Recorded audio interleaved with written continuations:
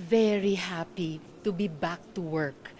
Kaya nagpapasalamat din ako kay Senator Joel Villanueva for joining us in putting the household of the Senate back in order. So naihalal na namin si Senate President Sherwin Gatchalian at si Senator Tito bilang SP Pro Tempore. Nakapanumpa na rin si Majority Leader Migs. And kita nyo naman sa unang kalahating araw pa lang ng special session, napaka-productive muli ng Senado. I'm so happy na na-approve na on second reading ang Magna Carta of Barangay Health Workers at umaasang mamayang hapon sa pag-resume namin ay gayon din maiusad namin yung anti-hospital detention bill at yung anti-online sexual abuse and exploitation of children amendments bill.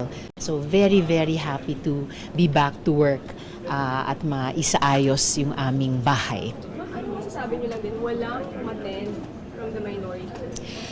I thought na kung hindi man lahat, na at least some of them would attend.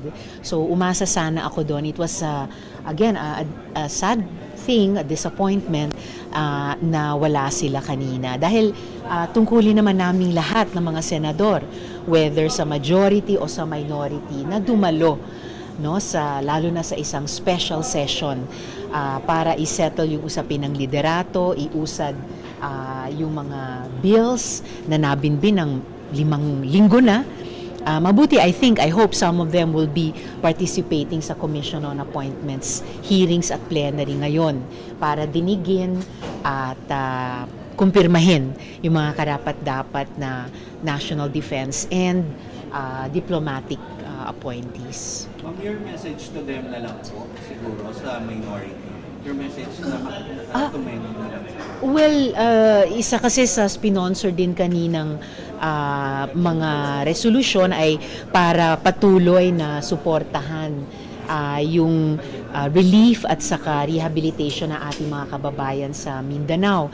And meron namang standing na panawagan kami sa majority, sa mga kasama sa minority na sabi namin, let the whole Senate stand with Mindanao. So sinimulan na namin mag-ambag ng tig-1 buwang sweldo. That is a standing invitation sa mga colleagues namin sa minority. And moving forward, lalo na po settled na yung issue ng paghalal ng Senate President after we declared all seats vacant a few weeks ago.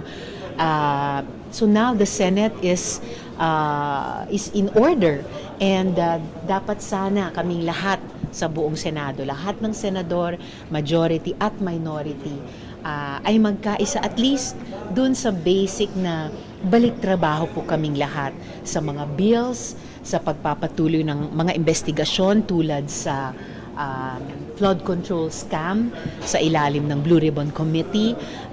Ilang buwan na lamang ay tatrabahuhin namin muli ang isa pang higit pa na transparent at accountable na budget at syempre yung trial proper ng impeachment trial. Ano ma'am, yesterday nag-file sila sa Supreme Court questioning yung nangyari ng June 3. So will the Senate really be in order? Anong mangyari?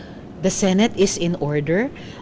We haven't heard kung magsasalita ba ang Korte Suprema tungkol sa kasong iyon, and if so, kung ano yung magiging ruling nila. We will cross the bridge when we get there, if we get to that bridge, with all due respect sa isang separate at co-equal branch. And at the same time, as a separate and co-equal branch din, bahagi ng Kongreso, andito na nga yung mga counterparts namin mula sa House para sa Commission on Appointments, the Senate will continue its work. We are very glad to be back to work at kami po ay magsisipag sa aming trabaho, habulin yung mga nabingbing trabaho nung nakaraang 5 linggo at patuloy na magsilbi sa ating mga kababayan, lalo na sa patuloy na gera sa Middle East at oil crisis. Mami, ba magiging mutin academic yung No, karapatan naman ng kahit sinong mamamayan, nagtatrabaho man sa gobyerno o hindi, na dumulog sa ating Korte Suprema.